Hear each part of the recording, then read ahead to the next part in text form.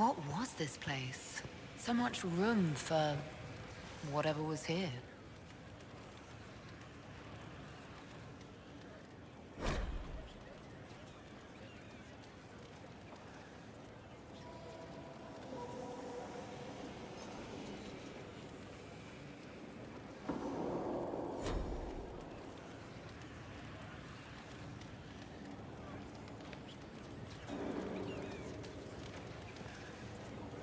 We must stop the Wardens from carrying out this insane plan, Inquisitor.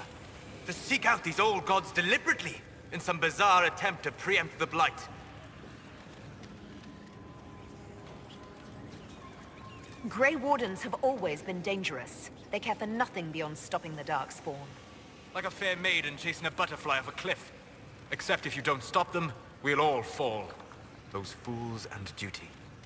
Responsibility is not expertise. Action is not inherently superior to inaction. Forgive me. The entire idea is unnerving.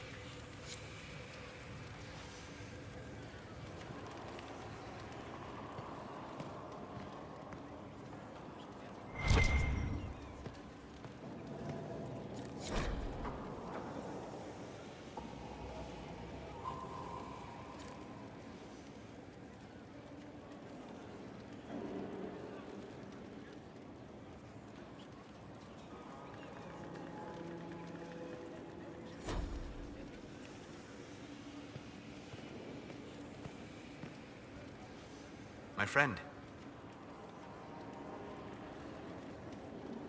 I'm interested in what you told me of yourself in your studies.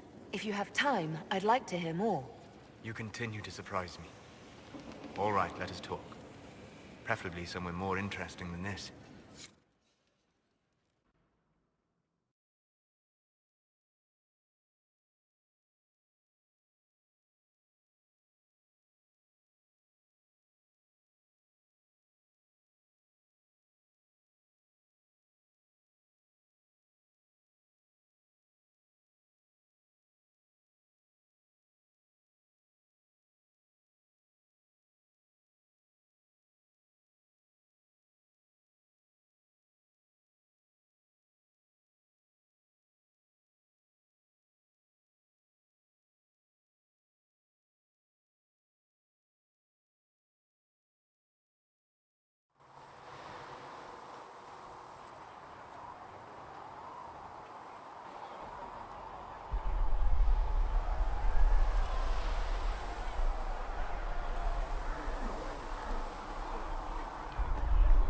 Why here?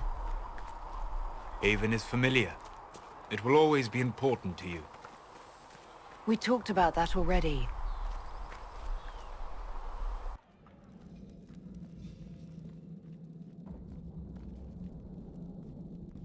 I sat beside you while you slept, studying the anchor.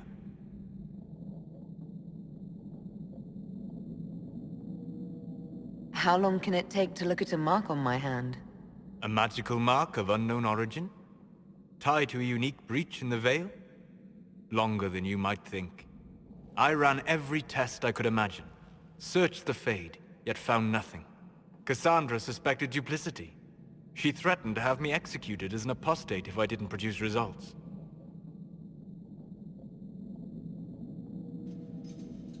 Cassandra's like that with everyone.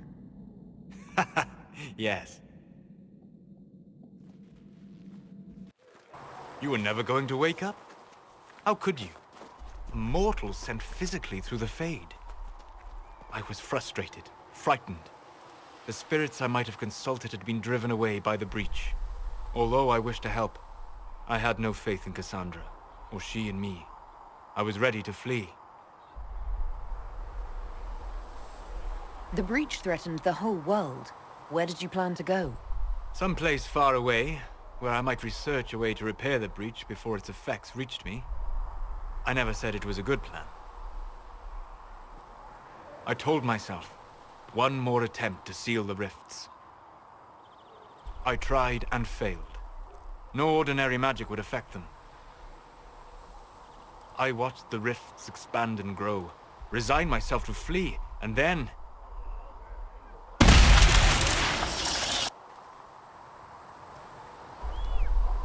It seems you hold the key to our salvation. You had sealed it with a gesture. And right then, I felt the whole world change.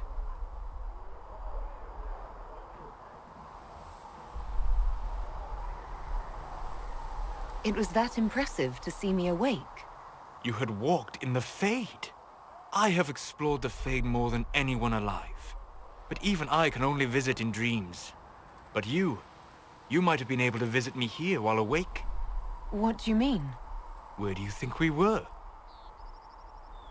This isn't real. That's a matter of debate. Probably best discussed after you wake up.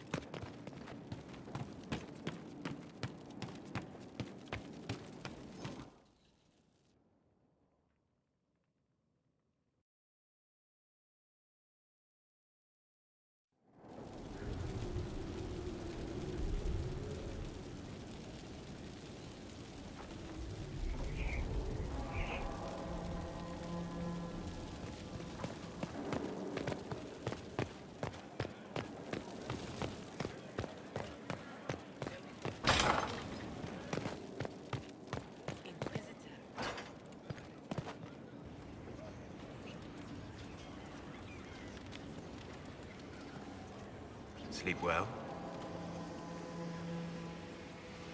When I asked to talk to you, I didn't think we'd be doing it in the Fade. Still, better than the dream where I'm standing naked in front of the war table. Since you went to the trouble of finding me in your sleep, it was worth the effort of doing something interesting. I had no idea that the anchor would allow you to dream with such focus. It is truly remarkable. But I am reasonably certain we are awake now. And if you wish to discuss anything, I would enjoy talking.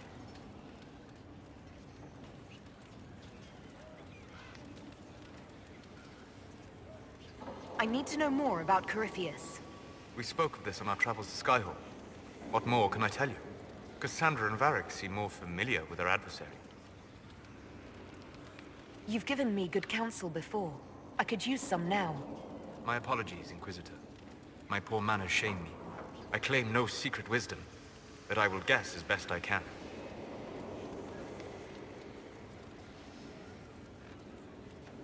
I would like to know more about the orb he carries. As I said, that must be the means by which he created the breach. I suspect the blast that destroyed the Conclave was more accident than anything. The result of unlocking power that had sought release for ages. What I cannot understand is how he managed to survive such an explosion. You said that you believed the orb is Elven. I never would have believed a Devinter mage could unlock such a powerful relic. It clearly enhances his abilities. Giving him access to power I should never have known. Like the power to control the Archdemon. Indirectly, one assumes. Nothing in any law connects my people to the old god dragons who became archdemons.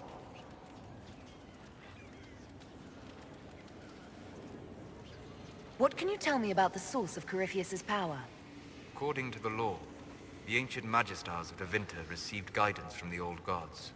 Corypheus commands a false archdemon, a corrupted old god. This suggests he no longer sees himself as their minion. Some of his unique power comes from the corruption of the Blight. The rest may come from the orb he carries. What do you think Corypheus will do next? You shamed him when you destroyed Haven. Spoiled his glorious victory. It would be worse to acknowledge that you had done so. He must continue on his course or show weakness. He will return to his plans to throw Olay into chaos, and then conquer it for Tevinter. You're sure that's what he'll do? As certain as is possible. Assuming I can plausibly predict a man who seeks to rise to godhood. And can you? The key is understanding this. No real god need prove himself. Anyone who tries is mad or lying. His deception will undo him, as it has done countless fools before. I'd like to hear more about what you saw in your exploration of the Fade. I would be happy to share it with you.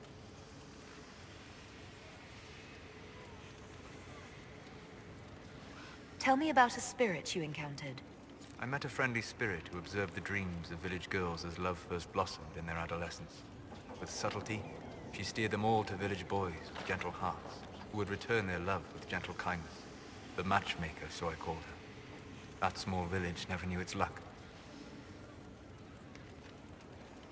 Tell me about the old ruins you explored. I found the ruin of Barandur, a lost Tevinter city buried deep beneath a dead and barren wasteland. Volcanic ash had sealed it tight. In one dark moment, every living creature in the city seared and smothered. They were statues in the ashes, like a mold made to recall the lost. Tell me about the old memories you found in the Fade. I saw a savage human horde go marching toward the battlefront. They sang a soldier's hymn to keep formation. Primal music shook the ground. These savage, unwashed warriors carried harmonies no chantry choir has mastered. Though their cause was all but hopeless, they sang songs that made the spirits weep. We'll talk later. Goodbye.